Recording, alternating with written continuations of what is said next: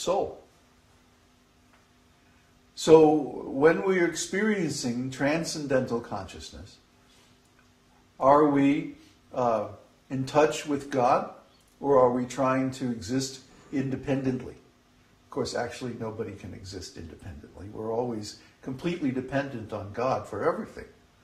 Our bodies, our minds, our souls, our hearts, the world we live in, the food we eat, a light coming from the sun, everything is coming from God, just through His different energies. And the disease of material consciousness is that we want to enjoy those energies without God. Huh? We want heaven without God. Well, sorry, that doesn't work. So we have birth and death and time and suffering and ignorance and all those other things, karma and all this other stuff in the material world, because we want to be away from God. That's the price you pay. But when we finally get sick of all this stuff and then we want to be with God, we begin to develop these different symptoms of consciousness called bhava. Bhavas are of all different flavors of transcendental love. It's really not possible to have a relationship with God unless we're in love. Huh? Because He doesn't especially want to have a relationship with people who don't love Him. So when we are not in love with God, it appears that God does not exist. This is called atheism. It's another function of material consciousness. But when we're in love with God, then God reveals Himself to us. Huh?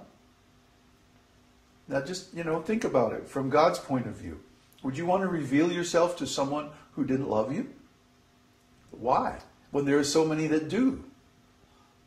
As stated in the scriptures, 3/4 of the living entities are in love with God and performing devotional service to God, to Krishna. Only 1/4 of the living entities are in Maya, or in illusion. So when we decide we want to get out of illusion, we start to love God. And then within that love, we discussed last time 5 different flavors: neutrality, servitude, friendship, parenthood, and conjugal love. But then within those flavors, there are so many other flavors. And we're going to discuss some of those today. I'm reading from a very advanced book called Bhakti Rasamrita Sindhu Bindu. And this is a summary or a capsule study of Bhakti Rasamrita Sindhu. Bhakti Rasamrita Sindhu means the ocean of nectar of love of God. There's an ocean, and this ocean has no shore, and it has no bottom either. This bottomless, shoreless, unlimited ocean of love of God, bhakti. And when we taste this ocean, we find the taste is of nectar, amrita. Amrita means no death. Mrita is death. Amrita, no death, or eternal existence. That's the first taste.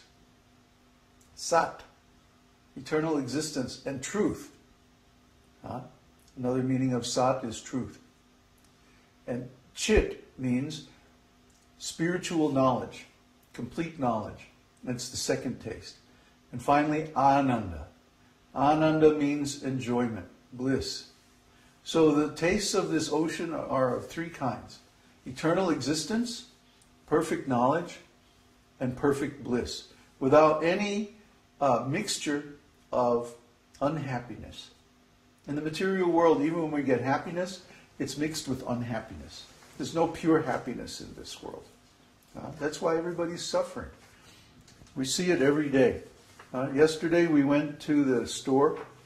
We went to this huge market downtown at the central station. What's happening? Is that not working right? Well, a little choppy. I'm trying to improve. Okay. We went down to this big market, and there's store after store after store, stall after stall after market of incredible. I mean, it just goes on and on forever. I mean, really, you can't find the end of it.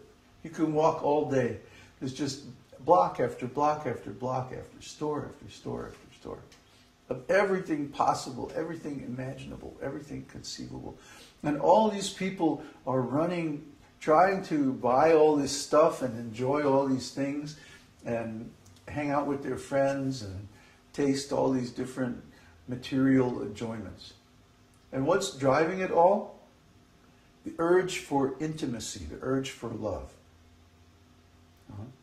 But in the material world, that urge can never be satisfied, because no two souls can actually know one another's consciousness in this world. The body is a very imperfect instrument of communication. So even though maybe you can get two bodies together and rub them together and stuff, you never really know the other person. And the other person will always be full of surprises. It's like, what? You like pistachio ice cream? I never knew that. Here you've been with somebody for 5 years. You never knew they like pistachio ice cream.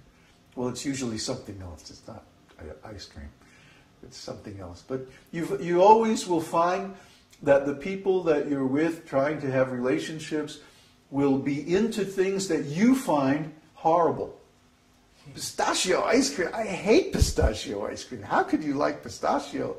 Ew, it's the worst flavor. It's green. Ice cream. Yeah.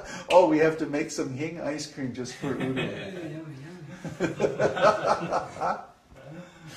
You see, you'll always find that the people that you're trying to love in this material world have qualities that you consider, horrible, terrible. There's nobody here that's perfect. It's not possible. But Krishna is perfect because he has all qualities in infinite quantity.